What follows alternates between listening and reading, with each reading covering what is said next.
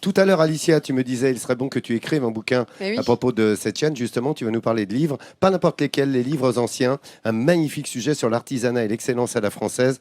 Restaurer des incunables, c'est-à-dire des livres d'exception qui datent. C'est ça. Qui date parfois du 9e siècle. C'est pour ça que si tu écris un jour ton livre, et 100 ans, 150 ans plus tard, on pourra encore en profiter.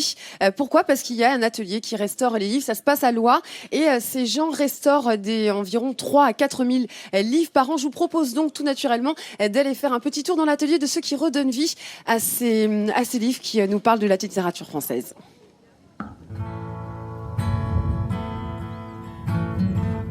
À une dizaine de kilomètres de Saint-Martin-de-Ré, les marais salants dominent les paysages de l'île.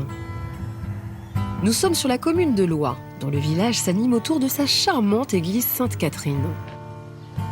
En retrait du bourg vit tranquillement un atelier de conservation et de restauration de documents. Ici, on redonne vie à des ouvrages qui viennent de la Bibliothèque nationale de France, d'archives départementales, de musées ou bien de particuliers. Il y a une vingtaine d'années, Lionel crée cet atelier. Depuis l'âge de 15 ans, sa passion pour les livres et les affiches anciennes ne le quitte pas. Ce qui m'a fait démarrer, c'est le côté unique, le côté rare du document, mais ensuite le côté conservation. C'est-à-dire quand on a un document qui a 5 ou 6 siècles dans les mains et qu'on a la responsabilité de pouvoir le conserver, là on se dit, c'est comme toujours, il y a une valorisation bien entendu, on a son rôle à jouer. À la manière d'une clinique spécialisée, tous les corps de métier liés à la conservation et à la restauration de documents sont réunis ici. Et c'est dans cette pièce que sont entreposés et diagnostiqués les futurs patients.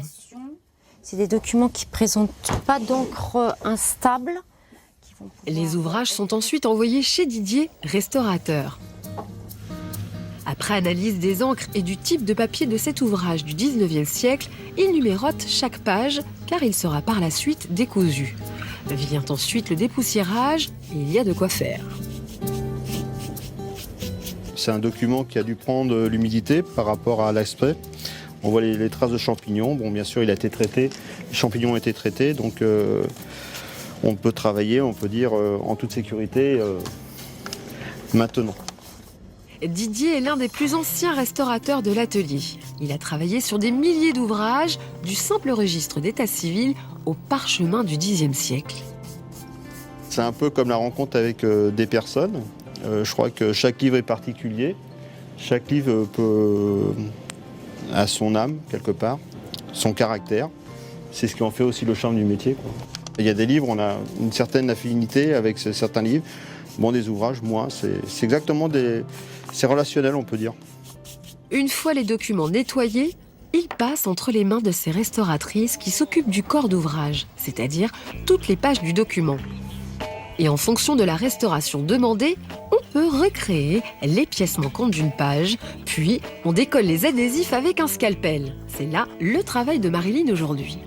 Quand vous avez des adhésifs, on ne peut pas spécialement restaurer dessus, c'est quand même bien moins beau. Et les adhésifs, ça altère le papier dans le temps. Donc on est tenu généralement de les enlever dans la mesure du possible. Donc bien sûr en faisant attention aux encres. Il ne faut pas altérer le papier, il ne faut pas altérer les écritures. Donc c'est quelque chose qui est assez minutieux et il faut vraiment faire attention à ce qu'on a sous les yeux.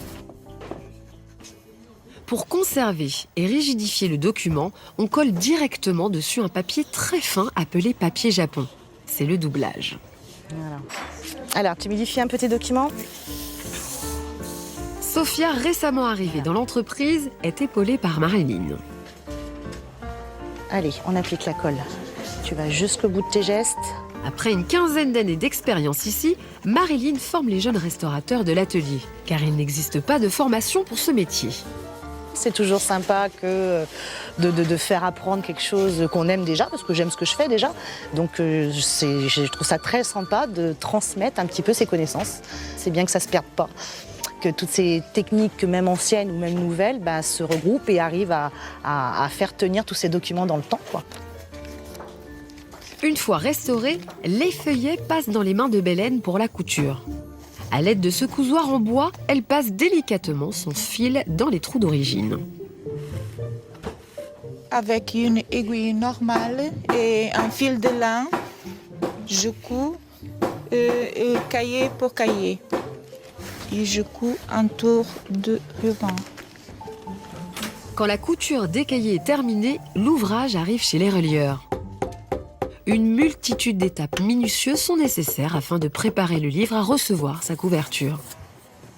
Elle pourra être de matières différentes comme le cuir ou la toile.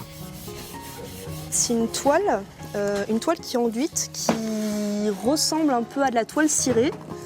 Elle a pour avantage en fait d'être assez pratique pour la conservation parce que du coup on ne peut pas faire de taches dessus, elle se nettoie très facilement. Et elle est assez facile à poser, elle est assez souple, donc c'est assez apprécié en général dans les archives. Élodie travaille ici depuis 2 ans. Relieur est un métier qui la passionne. C'est assez plaisant de travailler avec des livres et surtout pour le côté manuel, artisanal. Chaque livre est différent, chaque papier est différent, donc il y a des manipulations spéciales. Une fois la reliure terminée, le livre arrive chez le doreur pour la touche finale. C'est le moment où le document retrouve son nom. À l'aide d'un composteur, cet outil chauffé à 100 degrés, Bruno va dorer ce registre avec du film noir. Je vais appliquer là où je veux que le film prenne. Donc j'ai fait des marques pour les emplacements et après j'exerce une pression pour que ça chauffe. Et là où ça a chauffé, le film va rester. Ça fait des années que c'est comme ça, des siècles. Ça n'a pas évolué. Pour cette ultime étape, Bruno doit être parfaitement concentré car il n'a bien sûr pas le droit à l'erreur. Si je rate ma dorure, le livre est à reprendre entièrement. Donc tout le travail fait auparavant est détruit et voilà, c'est perte de temps et pas du tout agréable. Ces registres fraîchement restaurés et dorés rejoindront bientôt la ville de Lyon. D'autres ouvrages, comme ces grandes affiches, attendent patiemment de retrouver leur éclat grâce à ces chirurgiens du papier. C'est exceptionnel. Non, le travail qu'on vient de voir là dans ce document, c'est un travail de méticuleux, d'excellence, vraiment d'un artisanat. Beaucoup de patience. Sublimé. Et les contraintes sont extrêmement lourdes, on peut le voir dans le reportage, certains documents sont irremplaçables, donc ils n'ont pas le droit à l'erreur.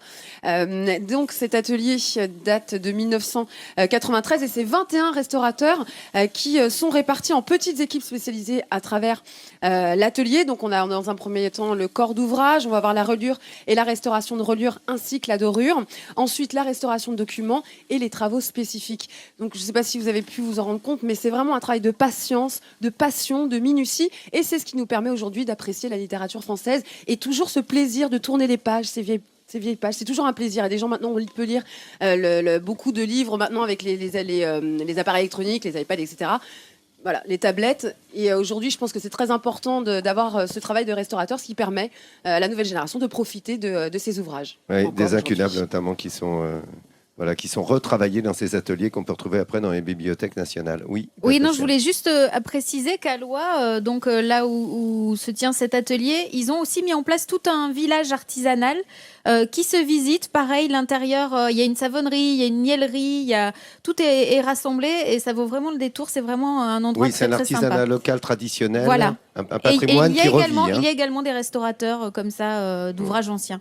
Ouais, non, c'est vraiment exceptionnel. Bravo, merci beaucoup Alicia. Et coup de chapeau une fois de plus à cet artisanat français que vous venez de découvrir. Voilà, cette excellence telle qu'il est fait ici.